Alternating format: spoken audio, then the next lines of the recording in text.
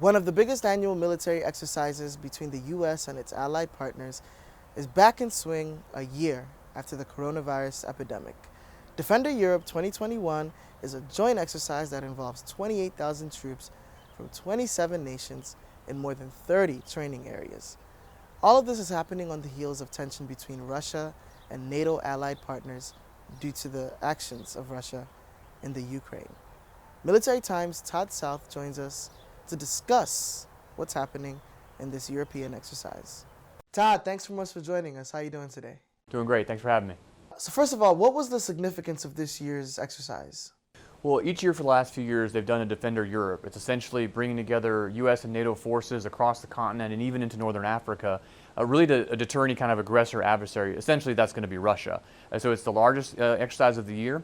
Last year was curtailed quite a bit due to COVID, so this year they're really having a chance to get back into it the way they had always planned and the way they've been typically doing it and continue to grow the exercise. So Russia has increased troop movement in Ukraine. How much has that influenced this year's exercise? Well, officially, there's really not a lot of comment on that. Now, Russia does do a lot of exercises near the borders. They've done exercises up near the Baltics and down by Ukraine in the past. They have their own annual exercise. They call them Zapods. This one actually was a little bit closer to the border than normal and a higher concentration of troops. They had up to about 100,000 soldiers there at one point a few weeks ago, which they drew down to about 80,000, but kept them and their equipment there even as this exercise kicked off on the other side with NATO and the U.S. Has the exercise changed Russia's behavior at all? We're not seeing a lot of that right now. It's more of a watch and see, more of an observation. It seems like when Russia has their exercises, the NATO and the U.S. watch closely, and when the U.S. and NATO have their exercises, Russia kind of watches closely. So there's a little bit of looking back and forth across the borders, kind of watching what's going on, watching what's being exercised, and taking notes, essentially. And how many different activities are involved with this military exercise? Well, so there's 26 countries, about 28,000 soldiers across those countries. It ranges everywhere from the north to the Baltics, say Estonia, even countries such as Norway and Finland are involved, all the way sweeping down into Morocco and northern Africa. As far as number of activities, I mean, there's dozens. There's airborne operations that kicked off the first week of May, large scale, 3 brigade airborne drops. One involved the 82nd Airborne from Fort Bragg, North Carolina, flying all the way with the refueling midair from North Carolina to Estonia to then do a drop, which is kind of out of the ordinary. Normally they do that from Europe in a much shorter distance. Since then, they've also done a lot of fires exercises, including missile shoots, live fire ranges, infantry and armor type work with local countries that are hosting different allies and partners.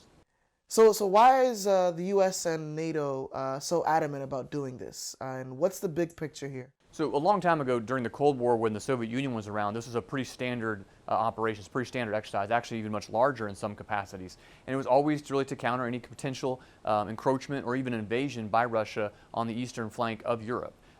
That kind of fell by the wayside, of course, in the 90s and in post 9/11 when we were very caught up with things in the Middle East and other parts of the world. They're really kind of trying to build that back up because in the last 10 years or so, Russia's really advanced their weapon systems. They've done things like annex territory such as Crimea near Ukraine, or as part of Ukraine, and they've kind of been doing a little bit of aggravation, kind of friction on the borders of other countries, which puts our allies at risk and puts them in a kind of a nervous position.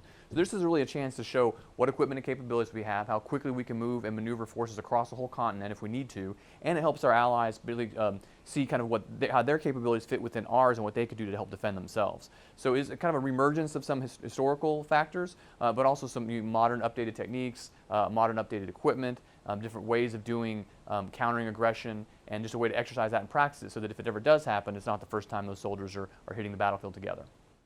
So we're hearing a lot about Russia in the news and the headlines. Is there any effort by the U.S. and other allies to combat China as well? Actually, yes. In the last couple of years, they've actually started an exercise quite similar called Pacific Defender. And of course, it's bringing together partners and allies. We don't have a NATO in Asia, but they're kind of trying to build a version of that with Pacific partners. Of course, also India is now included in that. So the Pacific Defender is started small and it's growing. There's getting more nation involvement, more locations, and more troops and equipment. Not quite to the scale of Defender Europe yet. The Pacific Defender is growing in the same capacity and doing some of the same work, of course, to counter China. Last year's proceedings were supposed to be the largest NATO exercise in Europe in 25 years. COVID-19 unfortunately changed those plans. The epidemic is still going on, but officials in the United States and NATO say that it was important and vital to continue these exercises to, quote, defend the peace. For Defense News Weekly, I'm Jesse Karangu.